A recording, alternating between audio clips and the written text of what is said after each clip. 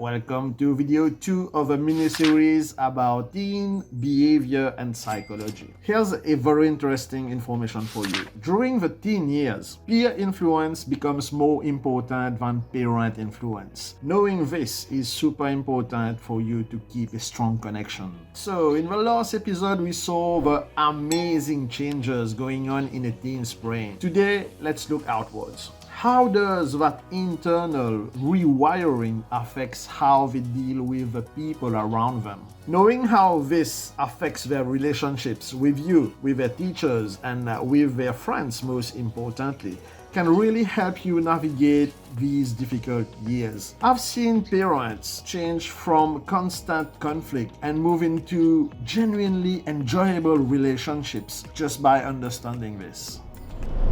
Hey there, quickly interrupting this video just to let you know that if you are struggling to understand why your teen is not learning optimally, we have this free challenge, the 5-day Decoding Your Teen Breakthrough Challenge, where you will get deep insight into where the problems lie. This will make possible a deeper, more connected relationship with your teen. You will walk away with clarity on your teen's unique challenges, where the problems lie, and you will have a newfound confidence knowing which area needs intervention for your teen to thrive. Click the link in the description below or the pinned comment to register. Now back to the video.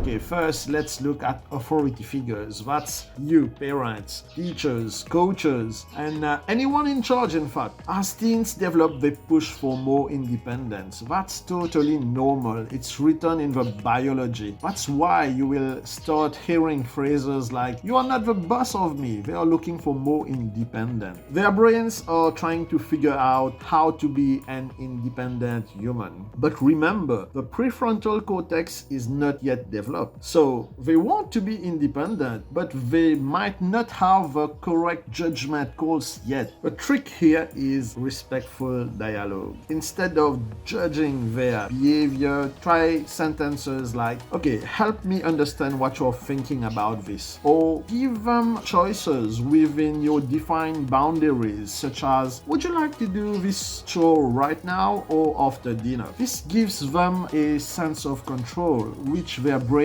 crave. Now let's talk about the epicenter of their universe, their friends. Yes, friends are absolutely everything to a teenager. The social centers of a teen's brain light up like a Christmas tree when they are with their friends, and the fear of being left out is super intense. That's why they will jump into trends that make absolutely no sense to you, or they will hide their opinions just to fit in a group, or they will overshare stuff online. Their brain is hypersensitive to fitting in and belonging at this age. I remember one parent who was completely lost when his teen was asking to have only black loaves. The parent was really lost at it, and what he didn't realize was that it was not about clothes, it was about belonging to a particular group. It was about a behavior that would allow the teen to be accepted.